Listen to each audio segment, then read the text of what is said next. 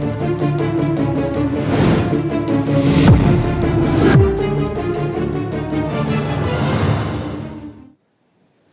बहुत स्वागत। भारत एक्सप्रेस देख रहे हैं आप। मैं हूं रोहित पोखरियाल, लेकर हाजिर हूं 5 की पड़ताल। देश भर में आप जान रहे हैं एसआईआर की प्रक्रिया को लेकर विरोध के सुर भी देखने को मिले। कांग्रेस ने अग्रेसिव अंदाज में, विपक्ष ने, या मैं एक ब्रॉडर प्रोस्पेक्टिव में कहूं तो इंडिया ब्लॉक ने इसका विरोध भी किया। कहीं पर टाइमिंग को लेकर सवाल था, कहीं पर वक्त को लेकर सवाल था। इन्हीं प्रवक्ताओं ने यह भी कहा कि हमें एसआईआर से दिक्कत नहीं है, टाइमिंग से प्रॉब्लम है, बीएलओस के ऊपर जो प्रेशर है उससे प्रॉब्लम है। इसके बिल्कुल उलट भारतीय जनता पार्टी ये कह रही है। खुद गृह मंत्री अमित शाह इस पूरे मामले पर अग्रेसिव अंदाज में बातें रख रहे हैं और एक बार फिर से उन्होंने घुसपैठियों के मुद्दे पर जोरदार प्रहार किया, कांग्रेस पर, इंडिया ब्लॉक पर। गृह मंत्री जी असम में मौजूद थे। उन्होंने कहा कि घुसपैठियों को निकालने का अभियान देशव्यापी स्तर पर जारी है। असम से चुन चुनकर हम घुसपैठियों को निकालेंगे।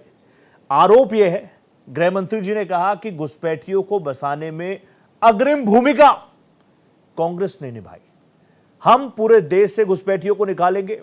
बड़ा सवाल यह है कि क्या एसआईआर का विरोध कांग्रेस के तुष्टीकरण पर चोट है? क्या वोट बैंक के लिए कांग्रेस एसआईआर का विरोध कर रही है क्योंकि Bharatiya Janata party, NDA aggressive अंदाज में यही पॉइंट लेकर जनता के बीच जा रही है? दूसरा इसका इंपॉर्टेंट फैक्टर यह है कि क्या असम चुनावों के लिए, क्या बंगाल चुनावों के लिए, या फिर 2027 के उत्तर प्रदेश चुनावों के लिए भारतीय जनता पार्टी ने अपनी पिच सेट कर दी है? इसी पर करेंगे सार्थक चर्चा। जुड़ेगा बड़ा पैनल, उससे पहले ये रिपोर्ट। एसआईआर का विरोध और घुसपैठ के मुद्दे को लेकर मचे सियासी घमासान के बीच गृह मंत्री अमित शाह ने कांग्रेस पर जोरदार हमला बोला है। असम के दौरे पर पहुंचे गृह मंत्री अमित शाह ने कहा कि बांग्लादेशी घुसपैठियों को कांग्रेस ने ही बसाया है और कांग्रेस ही उन्हें बचा रही है, एसआईआर का विरोध कर रही है। तुष्टीकरण और वोट बैंक के इस जहर से असम को बचा कर रखना है। मैंने पुनर्निर्मित रास्तों पर भी स्वयं चला हूं। शांत तालाबों के सामने थोड़ी देर रुका हूं। प्रार्थना कक्षों में नाम ध्वनि का मधुर श्रवण कर कर आया हूं और वहां पर आप भी जब जाएंगे वहां समय रुक जाता है। फिर से एक बार हमें श्रीमद शंकर देव के पवित्र चरणों में पहुंचा। केंद्रीय गृह मंत्री अमित शाह ने भारत रत्न गोपीनाथ बोरदोलोई को याद किया और कांग्रेस पर नॉर्थ ईस्ट को लेकर भी निशाना साधा। शाह ने कहा, अगर गोपीनाथ ना होते तो असम और पूरा नॉर्थ ईस्ट भारत का हिस्सा ना होता। गोपीनाथ ने ही असम को भारत में रखने के लिए जवाहरलाल नेहरू को मजबूत कर दिया। मैं कोई पॉलिटिकल बात करना नहीं चाहता, परंतु एक बात मैं जरूर करना चाहता हूं। जो अच्छा हुआ है इसकी प्रशंसा करनी चाहिए। इतनी बड़ा सभागार है, मुझे बताइए, श्रीमद शंकर देव के स्मृति स्थान पर ये बांग्लादेशी घुसपैठिए थे, वो बरोबर था क्या? जरा जोर से बोलो, ये बरोबर था? आज हेमंत विश्व शर्मा जी को मैं बहुत मन पूर्वक बधाई देना चाहता हूं। इन्होंने इन पवित्र स्थान से घुसपैठियों को निकालकर फिर से नामघर की स्थापना करने का काम किया है। एसआईआर की प्रक्रिया को लेकर जहां कांग्रेस लगातार वोट चोरी का मुद्दा उठा रही है, तो वहीं बीजेपी घुसपैठ के मुद्दे पर कांग्रेस को घेरने में जुटी है। Bureau report, Bharat express. तो कई मुद्दों पर खुलकर अमित शाह जी ने अपनी बात रखी, वो लगातार रख के आए हैं। बहुत शानदार ओरेटर है, आप जानते हैं, बोलते हैं तो लोग सुनते हैं। लेकिन बड़ी बात यह है, जो वो बोल रहे हैं उस पर जनता कितना विश्वास कर रही है, ग्राउंड पर उसका इम्पैक्ट कैसा है, और विपक्षी पार्टियां जो लगातार उनके निशाने पर हैं, इंडिया ब्लॉक की क्या तैयारी है। इसी को लेकर एक सार्थक चर्चा, शानदार पैनल, मेरे को जानकारी आ रही है। मेरे साथ भारतीय जनता पार्टी की तेज तरार प्रवक्ता माधवी अग्रवाल जी जुड़ चुकी हैं। माधवी जी, नमस्ते करता हूं, बहुत स्वागत आपका। मेरे साथ समाजवादी पार्टी के तेज तरार प्रवक्ता राकेश अही साहब जुड़ चुके हैं। राकेश भाई, आपको भी नमस्ते। जय श्री राम, जय संविधान। मैं शुरुआत, माधवी जी, क्योंकि हम दोनों ही जेंटलमैन हैं, शुरुआत आपसे कर रहा हूँ। माधवी जी, मैं इस डिबेट को जैसे जैसे आगे बढ़ाऊंगा ना, तो मैं चाहता नहीं कि टाइम वेस्ट हो। आपका समय भी बहुत बहुमूल्य है, मेरी जनता का समय बहुत बहुमूल्य है। आरोप घूम फिर के यही आएंगे कि अगर गृह मंत्री जी गृह मंत्री होकर ये कह रहे हैं कि घुसपैठ घुसपैठ घुसपैठ घुसपैठ, तो पिछले 11 सालों से आपकी सरकार है, कितना एक्शन हुआ? इसी से शुरुआत कर लेते हैं। देखिए, ऐसा है कि घुसपैठिए इसलिए ये कोई आज की बात नहीं है।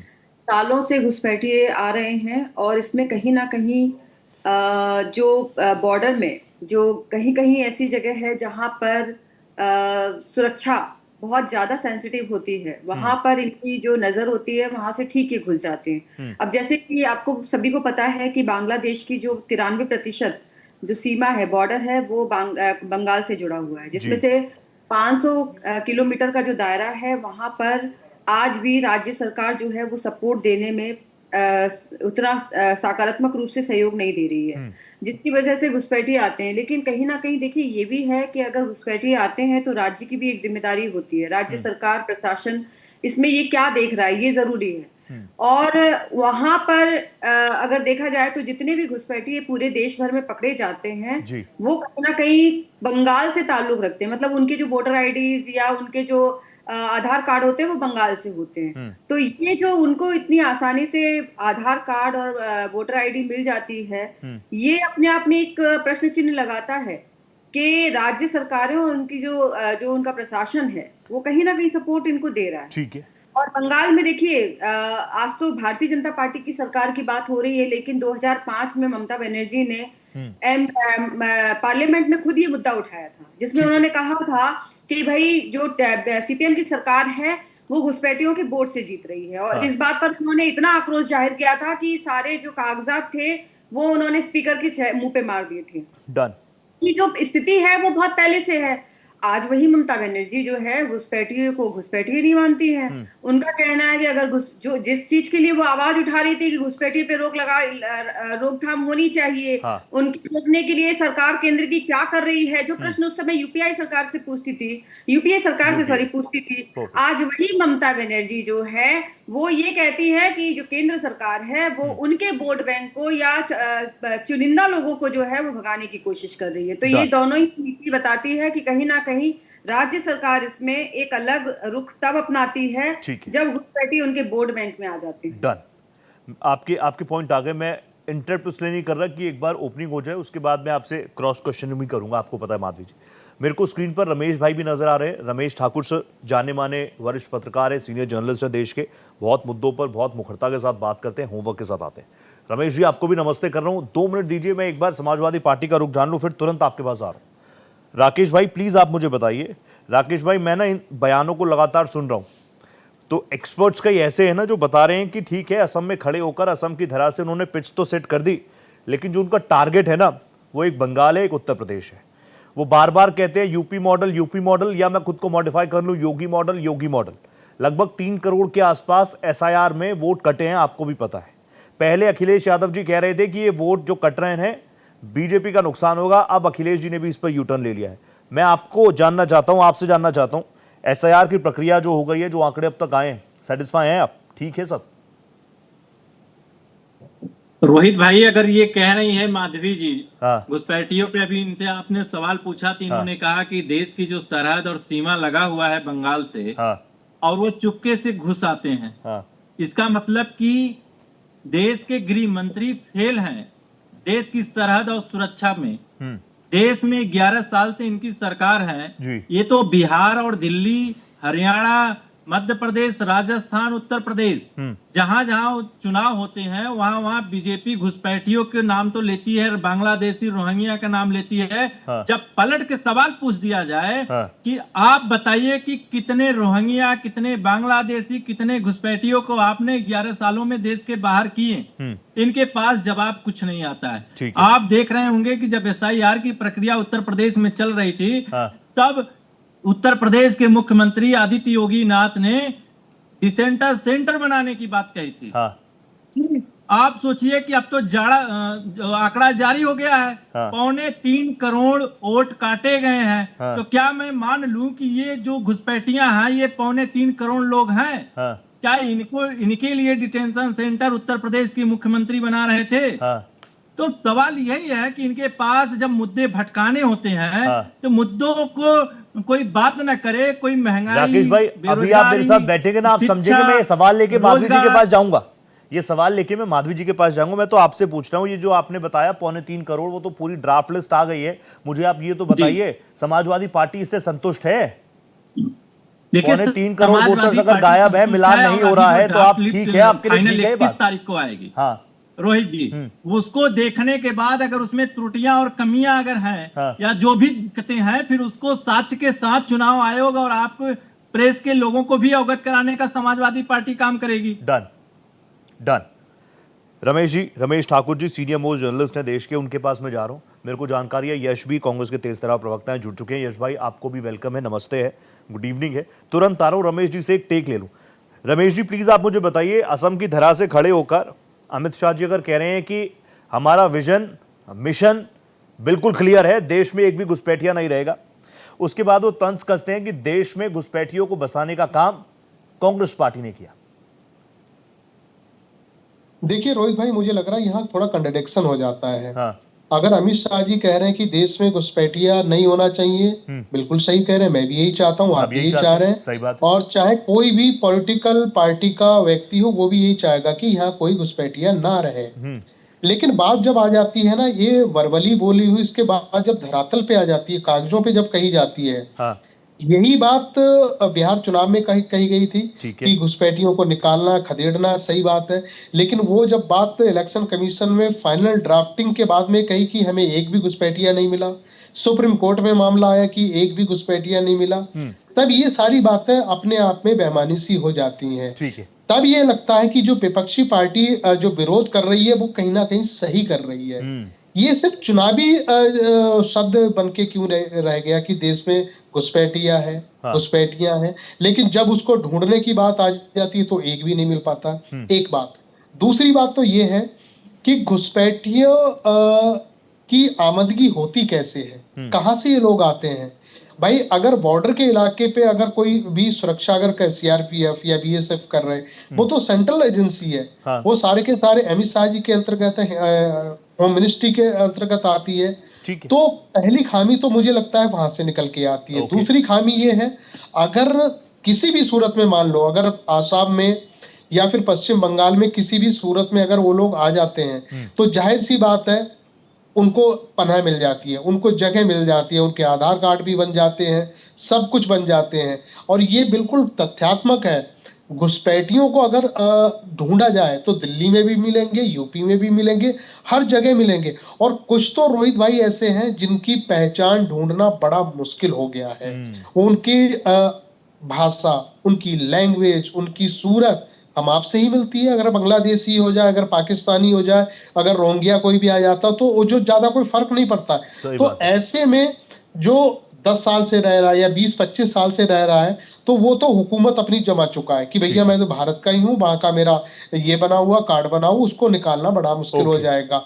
अब एक बात और सबसे बड़ी बात तो यहाँ पे ये निकल के आ रही है कि जब चुनाव होते हैं, चुनाव के समय मुद्दा क्यों गरमाता है? ठीक है, एसआईआर हो रहा है, इसमें कोई किसी का कोई विरोध नहीं है, विरोध नहीं होना चाहिए, लेकिन विरोध तब होता है कि एसआईआर चुनाव के बिल्कुल ऐन वक्त पे होती है। क्योंकि ये प्रक्रिया 1 महीने, 2 महीने, 4 महीने में। रमेश दा आपने बहुत अच्छे पॉइंट के साथ शुरुआत करी, आप भी समझ गए कि मैं भी इसी तरफ कह रहा हूं। लेकिन मैं तो एक चीज और अपने दर्शकों के सामने रखता हूं ना, आप सब लोग इंटेलेक्चुअल्स हैं, सारे लोग इंटेलेक्चुअल है, कि भैया इलेक्शन कमीशन ऑफ इंडिया का और किसी की नागरिकता का ये वो पैमाना हो ही नहीं सकता। इलेक्शन कमीशन ऑफ इंडिया कभी डिसाइड कर ही नहीं सकता कि ये सिटीजन है कि नहीं है। और इन दोनों को इतना मिक्सअप क्यों किया जा रहा है? एसआईआर मतलब सिटीजनशिप तो है ही नहीं। वो तो कह रहे हैं वोटर लिस्ट को प्योरीफाई कर रहे हैं, जो लोग मर गए हैं, कहीं और शिफ्ट हो गए हैं, डुअल वोटर्स हैं, हम तो उनको काटेंगे। पर ये मामला इतना एक दूसरे में गूफअप क्यों हो रहा है, इस पर भी मैं रमेश दा आपसे क्लैरिटी लूंगा। लेकिन यश मुझे नजर आ रहे हैं स्क्रीन पे। यश भाई प्लीज एक बार फिर से, मुझे याद है कुछ दिनों पहले भी यही बात आई थी कि घुसपैठियों को लेकर, घुसपैठियों को ही कांग्रेसियों ने बसाया, कांग्रेस ने घुसपैठियों को देश में आने दिया, उनको माहौल दिया, उनको पनपने का मौका दिया, और आज फिर से गृह मंत्री जी ने वही बात कह दी। रोहित, गृह मंत्री इससे ज्यादा फुर्सत में बैठे हुए कभी आपने देखे हैं इस देश के इतिहास में? इस देश के इतिहास में लाल बहादुर शास्त्री जी रेल मंत्री हुए थे जिन्होंने एक दुर्घटना पर इस्तीफा दे दिया था। ठीक है। इसी देश के इतिहास में नीतीश कुमार भी किसी जमाने में रेल मंत्री हुए थे, जिन्होंने एक सिग्नलिंग की दुर्घटना पे इस्तीफा दे दिया था। हमारे यूपीए के शिवराज पाटिल जी केंद्रीय गृह मंत्री थे, उन्होंने 26/11 के बाद इस्तीफा दे दिया। ठीक है। वर्तमान गृह मंत्री अपने खुद के फेलियर भाषण में वोट की तरह मांगते हैं कि क्योंकि मैं 11 साल से एक फेल गृह मंत्री हूं, क्योंकि मेरे रहते हुए हर देश के हर राज्य में घुसपैठ हो रही है, अपराध बढ़ता जा रहा है, इसलिए हमें वोट दे दो। तो हमारी समस्या बीजेपी की ढिठाई नहीं है रोहित, हमारी समस्या है कि social media, main stream media, OTT, ये वो सब तरीकों से समाज के अंदर सोचने समझने की शक्ति का हरण किया जा रहा है। ठीक है। समाज को ये देखने से रोका जा रहा है कि ये जो अकर्मण्य, अयोग्य, निरक्षर, नाकारे लोग सत्ता में बैठे हुए हैं, वो आपकी नौकरी कर रहे हैं, वो आपके सिर पर राज करने नहीं बैठे। इनको आपने कुर्सी दी है, इनसे आप छीन भी सकते हो। और उसी का नतीजा है कि आज हम ये अमित शाह जी का हजारों बार घिसा हुआ बयान लेके फिर से टीवी डिबेट में बैठ गए। मेरा सवाल बीजेपी वालों से तो है ही नहीं रोहित। मैं इस देश के लोगों को ये बात बोलना चाहता हूं कि आप ये क्यों भूल रहे हैं कि सत्ता आपकी है, संविधान आपको सर्वोच्च पद पे रखता है। सही बात। देश का आम नागरिक संविधान में सबसे ऊंचा है और सब लोग बराबर हैं। फिर कैसे किसी की हिम्मत हो रही है कि 3 करोड़ लोगों के वोट काट दिए लेकिन कोर्ट में एक भी केस नहीं है? कैसे घुसपैठिया सिद्ध होगा, क्या होगा? इस पूरी प्रक्रिया पर किसी का भी ध्यान नहीं है, क्योंकि इस देश को मीम, ट्रोल, ओटीटी, रील, ये वो और बाकी की पूरी जो कंटेंट की भूख है वो खुद प्रधानमंत्री पूरी कर देते हैं और देश को उलझा के रखा हुआ है। हम सबको, इस देश के हर नागरिक को ये सोशल मीडिया के जंजाल से निकलना पड़ेगा, नहीं तो हम यही फालतू की डिबेट में समय खराब करते रहेंगे। ऐसे अकर्मण्य गृह मंत्री को कोई जरूरत नहीं है कि वो देश का समय खराब करें। वो आराम से बैठें और जो भाषणबाजी करनी हो पार्टी में करें, लेकिन देश को अब एक ऐसा गृह मंत्री चाहिए जो घुसपैठिए के अलावा कोई और बात करने में सक्षम हो। अच्छा, वैसे घुसपैठियों पर बात होनी चाहिए कि नहीं होनी चाहिए? नहीं रोहित, घुसपैठिया अगर इशू है तो उसका सोल्यूशन होना चाहिए। 11 साल से घुसपैठिया क्या मजाक बना रखा है? क्या भारत देश की सेना सक्षम नहीं है? मैं तो मानता हूं कि सक्षम है। बहुत सक्षम। क्या पुलिस सक्षम नहीं है? मैं मानता हूं पुलिस सक्षम है। तो फिर अक्षम कौन है? ठीक है। और उसका जवाब है वर्तमान सरकार, वर्तमान मंत्री, वर्तमान प्रधानमंत्री। क्योंकि ये लोग कोई भी मुद्दा हल नहीं करना चाहते, 100 साल पुरानी बात लेके वोट मांगते हैं, अपने खुद के फेलियर्स पे वोट मांगते हैं। पुलवामा, पहलगाम, आज तक पहलगाम के आरोपी पकड़े नहीं गए, लेकिन आप लिख के रख लीजिए, बंगाल चुनाव पास आने दीजिए, किसी ना किसी भाषण में ये पहलगाम के नाम पे भी वोट मांगेंगे। इन्होंने बेशर्मी से पुलवामा के नाम पे वोट मांगा। देश को जागने की जरूरत है। होना चाहिए, देश को जागने की भी जरूरत है। ठीक है, विपक्ष हैं आप, Rahul Gandhi is my leader of opposition too. लेकिन माधवी जी प्लीज आप मुझे बताइए, आप ओपनिंग में इस बात, मैं आपकी बातों से 100% सहमत हूं माधवी जी, मैं इस पैनल पे खड़े होकर बोल रहा हूं। आप कह रही है ममता दीदी ने वहां पर फेंसिंग के लिए जगह नहीं दी, ज्यादा फोर्सेस के डिप्लॉयमेंट के लिए आप जगह मानते हैं, नहीं दी, 100% फेलियर है।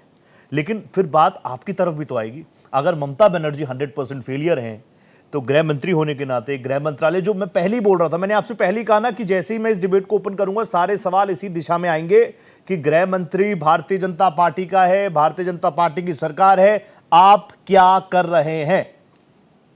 देखिए ऐसा है रोहित जी, जी, सरकार ने संसद में एक अहम जानकारी देते हुए बताया था कि 2014 से लेकर अब तक पाकिस्तान, बांग्लादेश, म्यांमार, नेपाल, भूटान की सीमाओं पर सुरक्षा बलों ने कुल 23,926 घुसपैठियों को पकड़ा है। ये एकदम जो है ये जानकारी दी गई है पार्लियामेंट के अंदर में, और ये आप देख सकते हैं। साथ ही ये भी जानकारी सामने आई थी कि इस दौरान भारत चीन सीमा पर घुसपैठ का एक भी मामला सामने नहीं आया। लोकसभा में पेश किए गए आधिकारिक आंकड़ों के मुताबिक, बोलिए माधवी जी। रही बात कांग्रेस की, आप बात कर रहे हैं तो कांग्रेस की खींच जायज है। बिकॉज देखिए इनके क्या है कि राहुल गांधी विदेश में जाकर देश के सेना के ऊपर में उंगली उठाते हैं। राहुल गांधी ने देश की बहुत सारी बुराइयां ऐसी की है विदेशी प्लेटफॉर्म पर जो कि एक नैतिक रूप से किसी सिटीजन को नहीं करनी चाहिए, जबकि ये तो विपक्ष के नेता हैं। और रही बात कि भाई ये जो इतने सालों से आप लोग ये कह रहे हैं कि जिस तरीके से ममता बनर्जी ने भी पहले ये मुद्दा उठाया था जब सीपीएम की सरकार थी और कांग्रेस के सपोर्ट में सरकार रहती थी पश्चिम बंगाल के अंदर में, हालांकि 48 वर्षों से यहाँ पर कोई भी कांग्रेस की सरकार आई नहीं है। अब तो नामो निशान भी मिट गया है। जिस तरीके से पूरे देश भर ने कांग्रेस को नकार दिया है, इनके जो राहुल गांधी हैं उनको नकार दिया है, तो खींच बनती है। तो माधवी जी, आप ये कह रहे हैं देश की जनता इनको नकार रही है इसलिए इनको घुसपैठिए पसंद है? नहीं नहीं, बिल्कुल नहीं, बिल्कुल नहीं, बिल्कुल नहीं। सीमा पर यदि कोई भी ऐसी गतिविधियां होती है जिसके लिए केंद्र सरकार अगर जिम्मेवार है तो निश्चित रूप से ये उनकी जवाबदेही बनती है। मैं ये नहीं कह रही कि नहीं बनती, लेकिन बात ये है कि सारी चीजों पर एकदम नकारात्मक होकर जिस तरीके से कांग्रेस हर मुद्दे को कटघरे पे खड़ा करके ये नहीं सोचती कि देश की गरिमा कहाँ जा रही है, उसकी सेना की गरिमा कहाँ जा रही है। सर्जिकल स्ट्राइक से लेकर हर विषय पर इन्होंने, ऑपरेशन सिंदूर से लेकर हर विषय पे इन्होंने प्रश्न चिन्ह लगाए।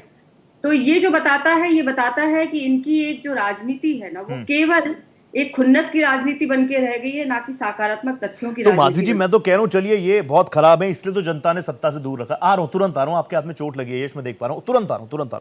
तो माधवी जी, देश की जनता ने आपको चुना ना, आप तो देश की जनता के प्रति जवाबदेही है ही आपकी। आप बोलते हैं कि हम अकाउंटेबल हैं, हम अकाउंटेबिलिटी रखते हैं, तो इसीलिए तो वो पूछ रहे हैं। कांग्रेस, यश ने मुझे बताया हुआ है कम से कम 10 बार कि जब उनकी सरकार थी, उनके रेजिम में 88,000 से ज्यादा बांग्लादेशियों को वापस डिपोर्ट किया गया था। वो यही आंकड़े आपसे जानना चाहते हैं। मैंने भी आपको आंकड़े दिए, 33,000 कुछ आपने आंकड़े दिए जिनको फोर्सेस ने पकड़ा है और निश्चित रूप से उन्हें डिपोर्ट भी किया गया, डिपोर्ट भी किया गया। ओके, बिल्कुल। दिस इज और क्लैरिटी। ये पार्लियामेंट में ये जो है, ये आंकड़ों के साथ में ये विषय जो है वहां पे पार्लियामेंट में आपको मिल जाएगा। जो भी पूछना चाहते हैं वो इसमें पूछ सकते हैं। डन। लेकिन मैं एक ही बात कहना चाहती हूँ कि कांग्रेस की देखिए, प्रश्न पूछना जरूरी है। अच्छे विपक्ष की, सशक्त विपक्ष की जिम्मेदारी निभाना जरूरी है, क्योंकि किसी भी देश में एक सशक्त विपक्ष होना बहुत जरूरी है लोकतांत्रिक व्यवस्था को सुचारू रूप से चलाने के लिए। लेकिन मैं एक बात कहती हूँ कि अगर जिस समय आप राज्य में जाते हैं अपने सपोर्ट लोगों के, अपने सपोर्टिव दलों के साथ, तब आपके प्रश्न बदल जाते हैं। वहीं आप न्यूट्रल जब केंद्र में आते हैं तो आपके जो है क्वेश्चंस बदल जाते हैं। तो ये नहीं होना चाहिए। चुनिंदा राजनीति से दूर होकर एक ऐसी राजनीति करनी चाहिए जिसमें सबका सहयोग और सबका सपोर्ट भी हो साथ में। प्रश्न पूछना कोई बुराई नहीं है, लेकिन अगर आप प्रश्न चिन्ह खड़ा करें देश की सेना पे, देश के सामर्थ्य पर, तो ये बहुत यश जल्दी से रिएक्ट कर दो। यश, वो कह रही है सकारात्मक विपक्ष की भूमिका निभाइए ना, व्हाई ऑलवेज नेगेटिव? रोहित जी, मैं इस समय वाकई चाहता था कि काश ये बात माधवी जी के अलावा किसी और ने बोली होती। उत्तराखंड में उर्मिला सनावर ये महिला हैं, अंकिता भंडारी से जुड़ी हुई हैं किसी तरह। ठीक है, इनके चेहरे को देखकर भी शायद माधवी जी बोल देंगी कि ये इनकी खींच है, क्योंकि वो आरोपी जो है वो बच निकला है, उसको बेल मिल रही थी, ये इनकी खींच है। अभी दिल्ली में कुछ लोगों को अरेस्ट किया गया हमारी पार्टी, सोशल मीडिया से जो लोगों को बेल का। दूर रहना माधवी जी, चाहिए। मैं आपके बीच में नहीं बोला हुआ, मैं आपसे व्यक्तिगत कोई विवाद नहीं चाहता हूँ, बीच में मत आइए, मेरे बीच में मत आइए, मेरे बीच में मत आइए माधवी जी, बहुत जरूरी है। नहीं, मेरे बीच में मत आइए। रोहित, आप रोकिए। रोहित जी, एक तरफ नैरेटिव को फैल करना चाहते हैं सोशल मीडिया की, और दूसरी आपको शर्म आ रही है माधवी जी? नहीं, ये बात तो ठीक है माधवी जी, आपकी बात में दम है। माधवी जी, आप ठीक कह रहे हैं। मैं अंदर हुआ था वो। नहीं, यश प्लीज काम डाउन। आप ही बोलेंगे, यश बोलेंगे। यश बोलिए। एक महिला होते हुए दूसरी महिला की पीड़ा नहीं समझ में आ रही आपको? और ये रोहित, देखिए, मैं यही बोल रहा था शुरू में कि ये सकारात्मकता की जो बातें करते हैं, यहाँ पर पश्चिम बंगाल में जब महिलाओं के साथ उत्पीड़न होता है, ये फिर बीच में बोल रही है रोहित, ये फिर बीच में बोल रही है। नहीं, आप लोग ये जो बोलते हैं ना, आप लोग नहीं, आपसे तो बात ही नहीं करनी माधवी जी, बात ही नहीं करनी। अभी तो सुनिए, आप सिलेक्टिव राजनीति है, आरोप यही है लोगों का। मैं बताता हूँ, जब आपकी पार्टी में एक खींचा हुआ आदमी है प्रेम शुक्ला, और आपकी एक पार्टी में एक आदमी खींचा हुआ है, उसका नाम है रमेश बिधुड़ी, और कभी कभी गृह मंत्री जो खुद भी खींच जाते हैं। वो अभी हाल ही में हुआ था संसद में। बात यहाँ बहुत गंभीर है। बिल्कुल, इन्होंने कहा कि 33,000 लोगों को सेनाओं ने पकड़ा है जो घुसपैठिए, लेकिन अकेले उत्तर प्रदेश में इन्होंने 3 करोड़ वोट काट दिए घुसपैठिया बता के, जिसका अभी कोई आधिकारिक पुष्टि नहीं है, सिर्फ हमारे जो सीईसी हैं उनके कहने से हम मान रहे हैं। यानी कि देश के गृह मंत्री से ज्यादा सक्षम देश का चुनाव आयोग है घुसपैठियों को पकड़ने में। तो कहाँ मेरे बच्चे हिसाब हैं? से जो वर्तमान रोहित जी, सीईसी हैं उनको गृह रोहित जी, मंत्रालय यहाँ दे बैठकर देना झूठ चाहिए परोसेंगे और तो गृह ये मंत्री चलेगा जी नहीं। को आराम करना आपको चाहिए। इंटरेक्ट करना पड़ेगा, ये झूठ नहीं, बोलने के बिल्कुल अलावा नहीं कुछ करना कर पड़ेगा, आप सकते। रहने दीजिए 3 माधवी करोड़ जी। लोगों के नाम आप के आगे क्या मुझे घुसपैठ इंटरप्ट करने लिखा के लिए है आपको नहीं थोड़ा पता? प्रेम शुक्ला टाइप मुझे आदमी लगेगा। आधिकारिक रूप से दिखाइए, बताइए कि 3 करोड़ अरे के प्रूफ पगड़ आप के अपनी पार्टी नाम कीजिए, है, मुझसे उनके मत बात ऊपर कीजिए घुसपैठी माधवी लिखी जी। हुई है। नहीं नहीं, आपसे बात ही नहीं करनी, रोहित आपसे जी, बात ही नहीं करनी। रोहित जी, खींचे हुए क्या लोगों के 3 बारे में करोड़ और कुछ नाम के बताता हूँ सामने रोहित, मैं में आपको। घुसपैठी लिखकर काटा गया इस है देश क्या? में अभी नहीं, एक बताइए। त्रिपुरा नहीं में माधवी जी, त्रिपुरा के आधिकारिक रूप रहवासी से ये 17 लिखा साल हुआ के है लड़के क्या? की हत्या नहीं, हुई है। नहीं आप माधवी एजेंट जी। शब्द का चयन जब करेंगे तो सोच समझ के करिए। हाँ। 3 करोड़ क्या लोगों बोल के रही है नाम ये? के आगे क्या- घुसपैठी क्या- लिखकर क्या काटा सोच गया समझ है के क्या? मैं उनका सवाल ले आपके आता हूँ। लोगों ने यश, वो सोचा कह रही है समझा? कि जो 2 आज करोड़ तो 89 सिंगर लाख लेके 2 करोड़ तख्ती लेके 89 पहुंच लाख गए, सोचा वोटर के उनने नाम कुछ? कटे हैं, मुझे उनको सोचना सिर्फ समझना घुसपैठी सिखा रही कह हैं के नहीं काटे, उनमें से कुछ लोग मरे होंगे।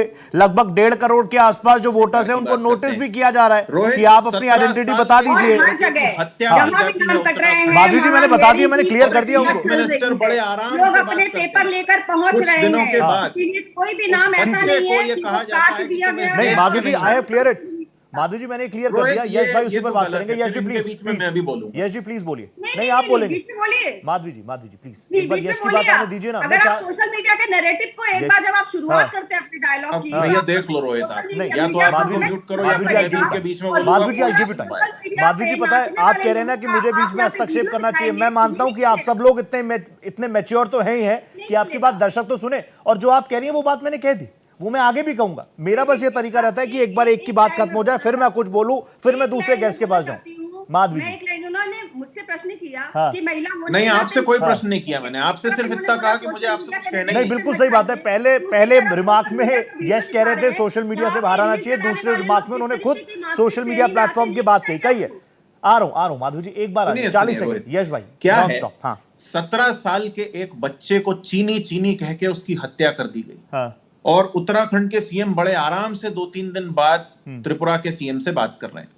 लेकिन जिस चीन ने असल में नॉर्थ ईस्ट में कब्जा कर रखा है, इन्फिल्ट्रेशन हो रहा है, वहां के बारे में ना तो सरकार बोलती है, ना इनके तमाम वो हथियारबंद लोग जो पूरी दुनिया को भारत बनाने निकले, यश वो बोलते जाते तो हैं कुछ कि नहीं जमीन, करते। यश बोलते हैं जमीन दे दी नेहरू जी ने, बोलते हैं नहीं बोलने दीजिए ना, तो आप क्या भाड़ झोंक रहे हैं बैठ के, झांझ बजा रहे हैं, ताली पीट रहे हैं, क्या कर रहे हैं आप? सत्ता आपके पास है, ठीक है। इतने सारे हथियारबंद लड़के आपके पास हैं जो चाहे जिसको पकड़ के नारा लगवाने में सक्षम है। हाँ। जाइए चीनी सीमा में बना दीजिए बीजिंग को बनारस की तहसील, हम तो खुश हो जाएंगे कि बीजिंग अब बनारस का हिस्सा है भैया, बनारस जिला लगता है बीजिंग में। करके दिखाइए ना कुछ। ये अपने घर में गली मोहल्ले में लोगों को पीटने से क्या मिलता है आपको? कुछ नहीं मिलता है। असल में सब कुछ बेच के अडानी को खिलाना है, बहाना बनाना है, और राजनीति चलानी तो कैसे चलाएं? तो चलो भैया गली मोहल्ले में बात स्ट्रांगली आ सकती है यश। और मैं एक चीज और बताऊं, मैं खुद क्योंकि उत्तराखंड से ताल्लुक रखता हूं, आपने जो दोनों चीजें बोली ना वो मेरे ही होम टाउन से आ रही हैं। तो पहला तो चलो उसको छोड़ देता हूं, उस पर हम आगे बात करेंगे। लेकिन दूसरा जो आपने जिक्र किया, त्रिपुरा के एक बच्चे को मार दिया गया, 30 लोगों की गिरफ्तारी भी तो हो गई, एक्शन तो हो ही रहा है, गिरफ्तारी नहीं हो रही। मैंने इसीलिए शुरू में सोशल मीडिया कहा रोहित, हाँ। बात गिरफ्तारी की नहीं है। बात यह है कि समाज में ये नफरत भरने वाले लोग ये बीजेपी है। ठीक है, सुनिए, अभी बनारस के घाट पे कुछ जापानी टूरिस्ट सिर्फ सेंटा क्लॉज के मुझे याद है, वो वीडियो सब देख रहे हैं, उनको भगा दिया। एक छोटा सा बच्चा जो सड़क पे कुछ बेच रहा है, वो एक विदेशी टूरिस्ट को गंदा इशारा करके चला गया। वो वीडियो भी देखी मैंने, वो वीडियो भी देखी मैंने Yash. It's all defaming India. इन समस्याओं पर काम करने की बजाय ये चीज ठीक नहीं है, लेकिन इसमें सीधा मोदी जी कांग्रेस थोड़ी के खड़े नाम हो पर जाएंगे होते बनारस के घाट पर कि ये मत करो बच्चे। ये तो हमें भी सिविक सेंस सिखाना पड़ेगा सबको। माधवी जी एक छोटा सा रिएक्शन जल्दी से, देन मैं आ रहा हूँ ठाकुर साहब आपके पास, छोटा सा रिएक्शन। कांग्रेस जिस तरीके से परेशान होती है ना, बंगाल के मुद्दों पर भी कई बार कांग्रेस बोलने के लिए आती है। मुझे समझ में नहीं आता कि कांग्रेस पार्टी 58 साल से तमिलनाडु में चुनाव नहीं जीत पाई, दिल्ली में 12 साल से सरकार में नहीं रही, पश्चिम बंगाल में 48 साल से नहीं है, बिहार, गुजरात, उत्तर प्रदेश में 35 सालों से कांग्रेस की सरकार नहीं है, झारखंड में कभी कांग्रेस की सरकार नहीं आई, उड़ीसा में 25 साल से सरकार नहीं है, लेकिन बावजूद इनको बड़ी पीड़ा है। पूरे देश ने इनको नकारा हुआ है। जहां रहते हैं वहां इनकी राजनीति ऐसी होती है, सिलेक्टिव राजनीति, कि अगर इनके अलायंस वाली पार्टी के राज्य में अगर कोई घटना घटित होती है, महिलाओं का उत्पीड़न और बलात्कार होता है, तो वहां तो इनकी बेटी हूँ लड़ने वाली जो वो जाती नहीं है कहीं पर। और जो राहुल गांधी है वो कहीं विलुप्त हो जाते हैं, चुनाव प्रचार में वो आते हैं और कहाँ फिर गायब हो जाते हैं पता नहीं है। लेकिन इनको होना है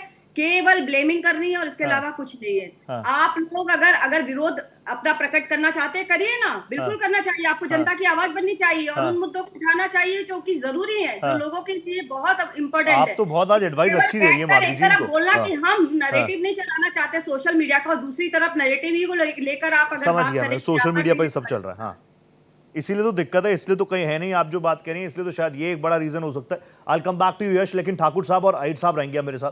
ठाकुर साहब प्लीज आप मुझे बताइए, आप कुछ कहना भी चाह रहे थे, लेकिन घुसपैठ हर कोई जब ये कह रहा है कि एक भी घुसपैठिया नहीं होना चाहिए, तो फिर इसमें इतने मतभेद क्यों हैं? सब साथ नहीं आ सकते क्या? ये तो देश का मुद्दा है। देश के मुद्दे के लिए जरूरी थोड़ी है कि किसी राज्य में मेरी सरकार हो तभी मैं बोलूंगा। देश की प्रॉब्लम में कोई भी बोल सकता है। कांग्रेस इज सही नहीं रोहित, मुझे लगता नहीं है कि कोई चाहे कांग्रेस हो या फिर कोई और भी विपक्षी पार्टी हो इस बात का विरोध कर रही है। विरोध उनका इस बात पे है, एसआईआर करो, आप ट्रांसपेरेंट तरीके से करो। बिहार में एसआईआर का हमने पहला चरण देखा। ठीक है, ऐसा एसआईआर हुई, उसमें कई लाख वोट उसमें काटे गए। लेकिन उसमें जो खामियां, जो गलतियां थी, जिसपे विपक्ष एक आशंका जता रहा था, वो हमने चुनाव के वोटिंग के दिन हमने देखी। कतारों में कुछ लोग वो भी खड़े हुए थे, आधार कार्ड दिखा रहे थे, ये कह रहे थे हम भैया घुसपैठिया नहीं है, हम इस देश के नागरिक हैं, बिहार के रहने वाले हैं, लेकिन एसआईआर देखो हुआ है, उसमें हमारा नाम काट दिया। ये खामी है।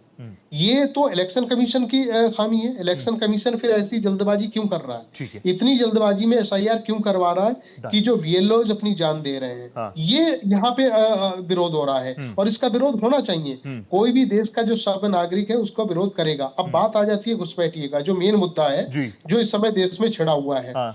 अगर आप 5 घुसपैठिए यहाँ पे खड़े कर दो, उस पे हमारे कांग्रेस के मित्र हैं, यश भाई को खड़ा कर दो, अगर इनसे पूछो कि ये आप बताइए इन 5 घुसपैठियों को क्या भारत में रहना चाहिए या जिस देश के वहां जाना चाहिए? आई एम श्योर ये यही कहेंगे, नहीं ये जहां के हैं वहां पे भेज देना चाहिए। मैं पूरी तरीके से इनकी बात को कहूंगा कि ये भी कहेंगे वहां।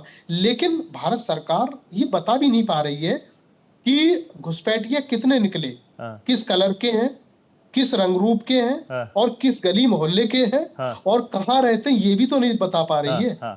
तो इसका मतलब जब नहीं बता रही है तब तो दाल में कुछ काला है, गड़बड़ झाला है। चुनावी मुद्दा बनता जा रहा है। यहाँ पे दिक्कत है। देश का हर एक नागरिक ये चाह रहा है इस देश के संसाधन पे मेरा हक है। मेरे पूर्वज यहाँ के हैं, मेरा देश है, मैं जैसे भी रहूं, जैसे नौकरी करूं वैसे करूं। तो यहाँ पे म्यांमार वाला क्यों आए, बांग्लादेशी क्यों आए, पाकिस्तानी क्यों आ जाए? सब चाहते हैं। और रही बात ये घुसपैठिया जो तादाद जो रोहित भाई बताई जा रही है ना, अगर आप सही से देखो, कांग्रेस के वक्त जो बॉर्डर जो इलाके थे बड़े लचीले थे, बहुत आसानी से कोई आ जाता था, इस बात को कोई नकारेगा नहीं। लेकिन हाँ, बीते कुछ 1 दशक से ये जरूर हुआ है, सशक्त बड़ा है, मजबूती से वहां पे पैरा मिलिट्री फोर्स वहां पे खड़े हुए, कोई आना जाना इतना आसान नहीं हुआ है, ये बात मानना पड़ेगा। लेकिन घुसपैठ फिर भी नहीं रुकी है। चाहे बांग्लादेश के रास्ते हो, चाहे नेपाल के रास्ते हो, चाहे चाइना के रास्ते हो, चाहे म्यांमार वगैरह जितने भी बॉर्डर के इलाके हम जो शेयर करते हैं, वहां से ये लोग आ रहे हैं। लेकिन अल्टीमेटली ये जिम्मेदारी रोकने की केंद्र की है। अगर यहाँ पे 2014 से लेके अब तक अगर एक भी घुसपैठी यहाँ पे घुसा है तो आप कहने वाले ये नहीं बनते हो। तो फिर फर्क क्या, फिर उनमें क्या फर्क, फिर तो हमाम में हमारे समय नहीं आए। ट्रू ठाकुर साहब, एक बार तुरंत में जल्दी से एक रिएक्शन ले लूं राकेश भाई से। राकेश भाई, योगी आदित्यनाथ जी यूपी मॉडल की बात कर रहे हैं, बुलडोजर बाबा, बुलडोजर उनका गरज रहा है, अलग अलग स्टेट्स में मॉडल जा रहा है, अलग अलग स्टेट्स वाले इन मॉडल्स को कॉपी कर रहे हैं। गृह मंत्री जी घुसपैठ को लेकर भी बात करते हैं और यूपी मॉडल की भी बात करते हैं। अभी योगी जी ने सदन के अंदर कह दिया था कि 2 हैं, मैं बार बार रिपीट नहीं करूंगा, मुझे ऐसे शब्द ज्यादा पसंद नहीं है, लेकिन 2 हैं, एक दिल्ली में बैठते हैं, एक लखनऊ में बैठते हैं। योगी जी सदन के अंदर से ही कह रहे हैं। मुझे आप ये बताइए, आप खुद भी समाजवादी पार्टी यूपी में विपक्ष के तौर पर जिम्मेदारी निभा रही है, लोकसभा चुनावों में शानदार आप लोगों ने परफॉर्मेंस दी, उसके बाद भी इस तरह की बातें, और यूपी मॉडल आपको समझ में आया अब तक कि नहीं आया? रोहित भाई, योगी आदित्यनाथ जो 2 नमूने की बात कहे थे वो दिल्ली और अपना खुद के लिए कह रहे थे। अच्छा, और वो नमूना फिट भी बैठता है। जो बुलडोजर की बात कर रहे हैं, उत्तर प्रदेश में जहरीली कफ सिरप पे उनका बुलडोजर बैन हो गया। अच्छा। और मौन हो गया। पूरा देश देख रहा है कि कोडिन कफ सिरप देश नहीं इंटरनेशनल मामला है। फिर भी किसी पे बुलडोजर चलाने की हिम्मत योगी बाबा में नहीं बची है। पहली बात। दूसरी बात, बुलडोजर चलना चाहिए कोडिन सिरप के आरोपियों पर? बुलडोजर चलना चाहिए आहिर भाई? मैं तो ये जानना चाह रहा हूँ, चलना चाहिए बुलडोजर? अभी तक जब भारतीय जनता पार्टी बुलडोजर के लच्छेदार न्याय प्रिय बात कर रहे थे, तो बुलडोजर जब उनके लोग आते हैं तब बुलडोजर रुक जाता है। कुलदीप सेंगर के घर गिराने होते हैं तब बुलडोजर रुक जाता है। अंकिता भंडारी पे जो लिस्ट में नाम आता है इनके महासचिव का, तब बुलडोजर रुक जाता है। गरीब का घर अगर गिराना है तो बुलडोजर सबसे पहले चलता है। तो ये है क्या यूपी मॉडल? हमारे साथ बैठ के भाजपा के प्रवक्ता लच्छेदार और न्यायप्रिय बताते हैं बुलडोजर को। तो फिर आप बुलडोजर चलाने के लिए इतनी मजबूरी क्यों दिखा रहे हैं? और मजबूर क्यों है? पहली चीज। दूसरी चीज कि आप देख रहे हैं कि भाजपा के लोग कह रहे थे कि प्रधानमंत्री जी का डंका बजता है देश में, देश के बाहर डंका बज रहा है, अमित शाह का देश में बज रहा है। हमारे देश के नागरिकों को जब बंधक बना के हथकड़ी लगा के अमेरिका भेजा, तब प्रधानमंत्री जी और गृह मंत्री जी, विदेश मंत्री जी का एक जबान लफ्ज नहीं निकला। ऐसे मौन खामोश थे। ऐसे जैसे लग रहा था कि इनका जो 56 इंच का सीना बता रहे थे, ये जनता ने देख लिया कि कितना बड़ा 56 इंच का सीना है। बात बताइए, वो जो लोगों को भेजा था योजना लाके आपने देश की सरहद को कमजोर कर दिया। राकेश भाई, 1 लाख एक नजरिया है संख्या में। राकेश भाई आप ही बोलेंगे। 1 लाख की अधिक संख्या में राकेश भाई आप ही बोलेंगे, लेकिन मेरी बात तो सुनिए राकेश जी। राकेश जी आप ही बोलेंगे। मैं ये पूछ रहा हूं कि जिस चीज का आपने जिक्र किया, अमूमन वो मुद्दा है नहीं, लेकिन क्योंकि मैं उसको इस तरीके से, ट्रंप कह रहे हैं कि ये इलीगली हमारे देश में घुसे, इलीगल लोगों को उन्होंने डिपोर्ट किया, होना चाहिए कि नहीं होना चाहिए? हम करें ऐसे कि ना करें? हम कह रहे हैं कि घुसपैठ, जैसे अभी रमेश सर ने कहा कि घुसपैठियों के पक्ष में कोई विपक्ष भी नहीं खड़ा है। आ रहा हूं रोहित भाई, कोई विपक्ष ये नहीं कह रहा कि घुसपैठियों को आप शरण दीजिए, उनको रखिए, मगर सवाल तो आपका है। आपसे पूछा जाएगा कि 11 सालों में आप सरकार में हैं तो आप कितने लोगों को चिन्हित किए, कितने लोगों को डिपोर्ट किए? आप क्यों नहीं बता रहे हैं? आप केवल घुसपैठिया, जहां जहां चुनाव जिस राज्य में आते हैं वहां घुसपैठिया करके आप केवल राजनीति कर रहे हैं। इससे स्पष्ट होता है कि आप राजनीति कर रहे हैं। आप बताइए, फोर्स में 1 लाख से ज्यादा अधिक जो है सैनिकों की कमी है, आप भर्ती क्यों नहीं कर रहे हैं? अग्निवीर योजना लाके आप देश के सरहद को कमजोर करना चाह रहे हैं। नेवी से लेकर एयर फोर्स में 1,45,000 से ज्यादा भर्तियां रिक्त है। मतलब सही बात आप बताइए, इन्होंने इतनी भर्तियां रिक्त होने के बावजूद ये कैसे देश की सरहद और सुरक्षा करेंगे? सवाल तो ये बनता है कि नौकरी कब देंगे, कब वैकेंसी निकालेंगे, कब नौजवानों और फोर्स को मजबूत करेंगे, फोर्स में तकनीकी व्यवस्था पे कैसे काम करेंगे? आप देखे होंगे कि जो सिंदूर की बात कर रही थी हमारी भाजपा की प्रवक्ता, आप बताइए कि अब ड्रोन और टेक्नोलॉजी का जमाना आ गया। हम टेक्नोलॉजी की बात कभी किए हैं? सरकार सिर्फ बात करती है राकेश भाई, आज ही 69,000 करोड़, लगभग 70,000 करोड़ की डील को हाथ दिखाया है, मगर टेक्नोलॉजी पे आज ही रक्षा मंत्री जी ने 70,000 करोड़ की डील पर फाइनलाइज साइन कर दिए। मतलब उस दिशा में भी हम लोग काम कर रहे हैं। आप लोग विपक्ष में सवाल उठा रहे हैं, बहुत अच्छा है, लेकिन मैं कह रहा हूं आप सत्ता में तो आइए। Problem where is the solution? Rakesh भाई देखिए रोहित भाई, मैं कह रहा हूं कि उत्तर प्रदेश की जनता इनके झूठ, इनके मक्कारी, इनके फरेब को जान गई और समझ गई है। ठीक है, आप देखे होंगे 24 के चुनाव में ये हाफ हो गए। मैंने तो पहले ही बता दिया था, 24 के चुनाव में तो समाजवादी पार्टी ने उत्तर प्रदेश में रोक दिया। 4 घंटा उत्तर प्रदेश के बनारस के सीट पे पीछे थे, क्योंकि बनारस की जनता भी जान गई कि महादेव की नगरी है, गंगा का पुत्र बता के आए थे और बनारस के लोगों को भी छला था, ठगा था। आप जानिए कि दाल मंडी में कितने लोगों के घर बुलडोजर चला दिया गया, कितने लोगों का पेट नहीं भर पा रहे हैं। ये लोग सिर्फ गरीब मजदूर किसानों के हक अधिकार और घर उजाड़ने वाले लोग हैं। अब मैं चैलेंज कर रहा हूं कि जब ये अगला चुनाव प्रधानमंत्री जी लड़ने आ जाएंगे तो 1 लाख वोटों से बनारस में हारेंगे, क्योंकि बनारस की जनता अपने घर और अपने दुकान व्यापार को उजड़ते हुए देखा है। विल वेट एंड सी। लेकिन मैं पूछ रहा हूं अभी क्या करना है। माधवी जी जल्दी से रिएक्ट कर दीजिए। माधवी जी असम से बात की ना, माधवी जी असम से बात की गृह मंत्री जी ने। असम में तो सबसे पहले एनआरसी हो रहा था, उसके बाद भी घुसपैठ की बात हो रही है, मतलब एनआरसी भी फेलियर हो गया क्या? देखिए ऐसा है कि सपा के लिए तो अतीक अहमद और मुख्तार अंसारी इनके पास केवल अतीक अहमद और मुख्तार अंसारी के अलावा होना, इनकी पीड़ा को मैं समझती हूँ कि कितनी पीड़ा है, और वो पे बात नहीं करेंगे, नहीं करेंगे। ये जितने चिल्लाने से क्या होगा। रही बात आज भारत जो है आर्टिफिशियल इंटेलिजेंस में दुनिया में लग जाता है। ये लॉ एंड ऑर्डर की बात तो करते हैं रोहित जी, मगर लॉ एंड ऑर्डर इतना खराब है उत्तर प्रदेश का कि आप जानते हैं कि दलित उत्पीड़न में नंबर 1 पे है। अंसारी के ऊपर और अतीक अहमद पर जो जिस तरीके से कार्रवाई की गई ना, वो आप लोगों को जिंदगी भर तकलीफ देती रहेगी और इसी तरीके से आप चीख चिल्लाते रहेंगे। और रही बात देश में किस तरीके से सेना को और बाकी सारी पॉलिसियों को आगे बढ़ाया जा रहा है कि विश्व में आज आर्टिफिशियल इंटेलिजेंस में भारत जो है वो तीसरे स्थान पे आ चुका है पूरी दुनिया के अंदर। तो यहाँ टेक्नोलॉजी से लेकर जो डिजिटलाइजेशन है, जो बाकी पारदर्शिता है, साथ ही साथ सेना की शक्ति को आगे बढ़ाने का काम है, वो सारा देश जो केंद्र सरकार है। राकेश भाई वन बाय वन, लेकिन इनको ये समझ में आएगा नहीं, क्योंकि इनको इसमें समझ में नहीं आएगा कि इनकी समझ केवल उतनी दूर तक है। बुलडोजर, जब एनआरसी की बात होती है, जब सीए की बात होती है, तब भी छाती पीटते चले आते हैं। जब वक्फ बोर्ड की बात होती है, जब लोगों को न्याय दिलाने की बात होती है, तब भी छाती पीटते हुए चले आते हैं। इनकी समस्या क्या है कि अगर किसी तरीके का अगर देश में सुधार लेकर केंद्र आती है, तब भी लोगों की छाती पीटने की आदत जाती नहीं है। अगर एनआरसी होता है तो इनको लगता है इनके भाई जो है वो सब इनको फेंक दिए जाएंगे। अभी जो नाम कटे हैं उनको सीधे सीधे तौर पे ये घुसपैठियों का नाम दे रहे हैं, जबकि ये बात है कि कई चरणों में संशोधन मैंने बता दिया, मैंने शब्दों में संशोधन भी कर दिया, लेकिन राकेश भाई ये कह रहे थे कि आप अतीक अहमद और अंसारी बस यही नाम लेते रहेंगे।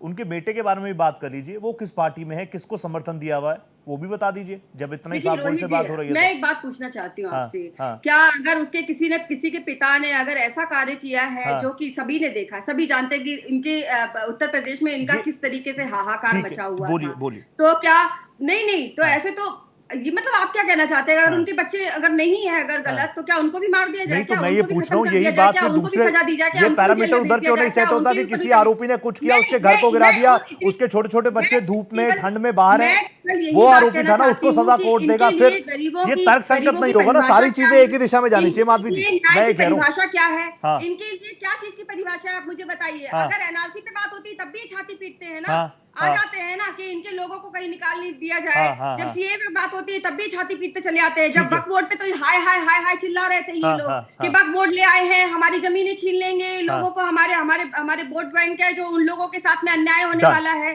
तब भी इन्होंने ऐसी हाहाकार मचाया था। तो किसी तरीके का संशोधन आप होने ही नहीं देंगे। आपकी विपक्ष में रहते हुए अगर यही भूमिका है, नकारात्मक है, सकारात्मक क्यों नहीं? सकारात्मक क्यों नहीं? सकारात्मक क्यों नहीं, यही सवाल है ना। यश भाई प्लीज, सकारात्मक क्यों नहीं? मैंने पहले भी ये चीज पूछी। वो छोड़िए, ये हर फ्रॉड पिरामिड स्कीम वाला ऐसी ही बातें करता है, वो जाने दीजिए। माधवी जी से मुझे कुछ नहीं कहना, उनकी पूरी पार्टी ऐसी है, वो छोड़िए। काम की बात ये है कि अरावली जो माउंटेन हिल रेंज है, उसके संदर्भ में सुप्रीम कोर्ट ने अब ये फिर चालू हो गई बीच में। माधवी जी आप महिला हैं, आपको जब मौका मिलेगा ईवीएम हाई ईवीएम अरे यार रोहित, या तो इनको म्यूट करो। पार्टी के बारे में बताइए ना। एक ही व्यक्ति सालों साल तक आपका अध्यक्ष बना रहता है, आपकी पार्टी क्या है बताइए ना। एक राजा महाराजा की पार्टी है ना आपकी, और क्या इसका जवाब ले लूंगा, एक बार सुनिए तो। आप हमारी पार्टी के बारे में कुछ नहीं बोल सकते, अपनी पार्टी के बारे में ही अच्छी गणना बता दीजिए कि आपकी पार्टी में क्या है। यश प्लीज बोलिए। फिर अगली बार अगर मैं इनके बीच में बोलूं और फिर ये परेशान हो तो मेरी जवाबदारी नहीं है। नहीं, सबसे बढ़िया मैं आपको लेटेस्ट एग्जांपल देता हूं। अरावली हिल रेंज पर इन्होंने एक स्कैंडल किया था कि 100 मीटर से ऊंचा अगर है तो उसको पहाड़ मानेंगे, नहीं तो पहाड़ मानेंगे नहीं। ठीक है। इनकी स्कीम देखिए आप। अभी सुप्रीम कोर्ट ने अपने ही निर्णय को रोका, स्टे दे दिया। अब वो अरावली को रोकने के लिए, बचाने के लिए तैयार है। ऐसे आपको असंख्य उदाहरण मिलेंगे।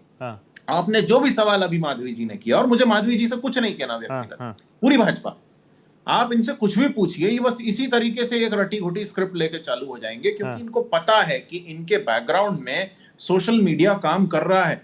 इनके किसी भी बात को वो रिपीट कर करके जनता के दिमाग में ठूस रहा है।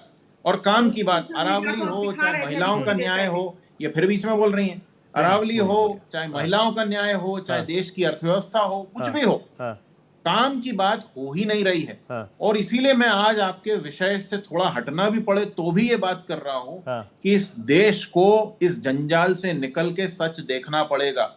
किसी भी गृह मंत्री की इस संविधान से चलने वाले देश में ये हिम्मत नहीं हो सकती थी कि अपनी तमाम विफलताओं के बाद भाषण देने भी खड़े हो जाएं। लेकिन आज एक गृह मंत्री हैं जो एक के बाद एक विफलता लेके भी ऐसे घूम रहे हैं जैसे सबसे सफल है, जबकि सबसे असफल है। भारत में पूरा क्राइम रेट है, ऐतिहासिक हाई है, ऑल टाइम हाई है, नए नए अपराध पैदा हो रहे हैं। मैं ये कह रहा हूं कि वो ये सारी बातें लेके जनता के बीच जा रहे, जनता आपकी बातों को विश्वास ही नहीं कर रही, तो वही सही होंगे फिर? नहीं, वो मैं आपको प्लाकार्ड इसीलिए दिखा रहा था। अगर ये चोरी ना करे तो ये पार्षदी भी नहीं जीतेंगे। और ये जो बार बार बोलते रहते हैं ना कि सकारात्मक विपक्ष, सुनिए रोहित, ये जो बार बार बीजेपी वाले बोलते रहते हैं ना, मैं फिर कह रहा हूँ माधवी जी से मुझे कुछ नहीं कहना, लेकिन बीजेपी वाले जो ये बार बार ये ज्ञान देते हैं ना सकारात्मक विपक्ष, तो जनता को दो बातें याद रखने की जरूरत है। जल्दी। एक ये कि यही बीजेपी विपक्ष के नाम पे सिर्फ तोड़ फोड़, पुतला जलाना, यहाँ वहां जाके कालिक पोतना, ये करना वो करना करती थी, आज भी कर रही है। ये सत्ता के मूड में आए नहीं। डन। दूसरी बात, अब जो समय बदलेगा और जरूर बदलेगा, ठीक है, तब विपक्ष के लायक भी हम इनको नहीं छोड़ेंगे। ये तो सीधी वार्निंग है। इस पर मैं बात करूंगा, ठाकुर साहब भी है मेरे साथ, ताहिर भाई भी हैं, तो अब मैं ठाकुर जी और अहिर साहब से बात करूंगा, उसके बाद कंक्लूडिंग लूंगा यश और माधवी जी से। तो ठाकुर साहब प्लीज आप मुझे बताइए, आपकी जो बातें रही ना, मैं उससे बिल्कुल सहमत रहा कि ये सारे मुद्दे हैं, ग्राउंड पर इसका क्या हाल है, 11 साल बाद तो अकाउंटेबिलिटी होनी चाहिए, लेकिन आपको नहीं लग रहा कि ये बातें जिस पर आप और मैं बात कर रहे हैं खुले मन से, ये बातें विपक्ष को जनता के बीच जाके करनी चाहिए, या फिर जनता के बीच तो जा रहे हैं लेकिन उनकी बात कोई सुन ही नहीं रहा, जनता मान ही नहीं रही?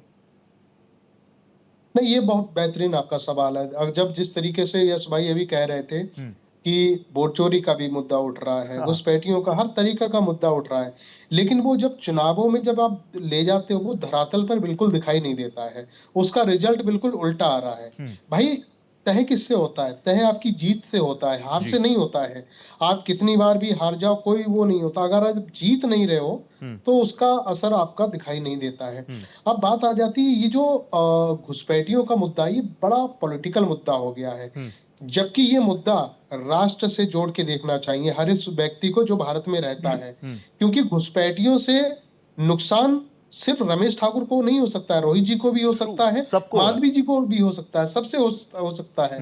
रोहिंग्या का मुद्दा हमने दिल्ली एनसीआर में देखा, जब दिल्ली में केजरीवाल साहब की हुकूमत थी, उस समय जब आपने देखा वजीराबाद के आसपास ये लोग जब रहते हैं तो कितने क्राइम के रेट एकदम पूरी तरीके से बढ़ गया।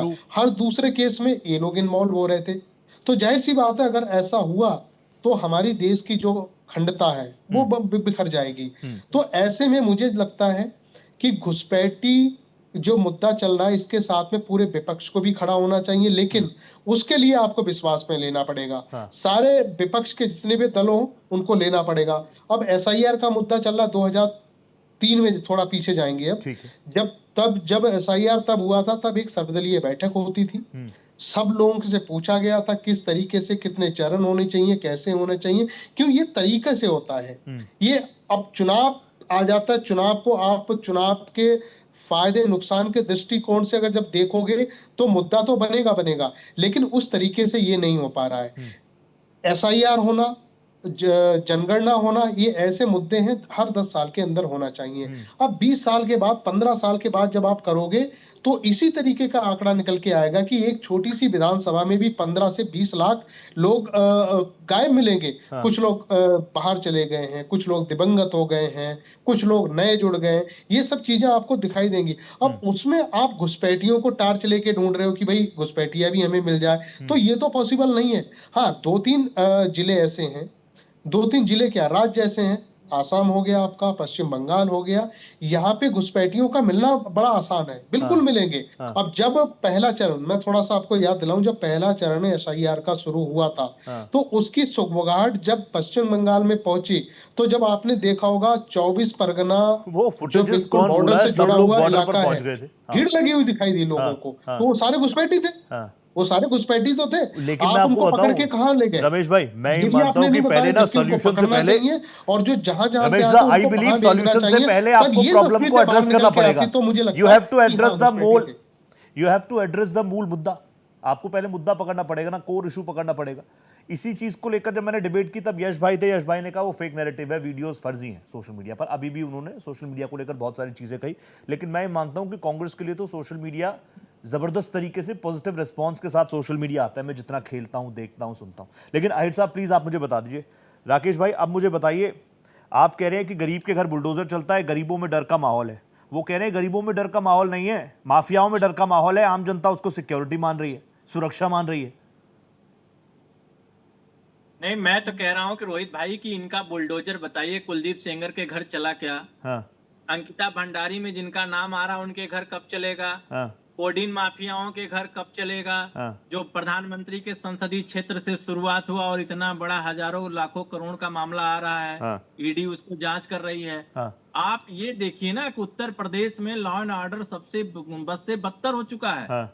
आप बताइए कि महिलाओं सुरक्षा की अगर बात किया जाए तो उत्तर प्रदेश नंबर 1 पे है। हाँ। जहां महिलाएं यहाँ सुरक्षित हैं। एनसीआरबी का आंकड़ा है, सही बात है। एनसीआरबी का रिपोर्ट कह रहा है। हाँ। ये कोई समाजवादी पार्टी नहीं कह रहा है, एनसीआरबी का डाटा कह रहा था। ठीक है, ठीक है। आप बताइए, इन्हीं के एक अपना दल के विधायक हैं विनय वर्मा, उनको जान का खतरा है। और किससे खतरा है? मुख्यमंत्री जी के सबसे करीबी नेपाली नागरिक से। उन्होंने सदन में भी उठाया इस मामले को और माननीय गृह मंत्री और प्रधानमंत्री जी को चिट्ठी भी लिखा है। हाँ। तो आप समझ सकते हैं कि इनके विधायक ही सुरक्षा मांग रहे हैं कि साहब हम सुरक्षित नहीं है, तो आम जनमानस में कितनी सुरक्षा है? माधवी जी रिएक्ट कर दीजिए, मुझे क्लोज करना है। माधवी जी प्लीज रिएक्ट।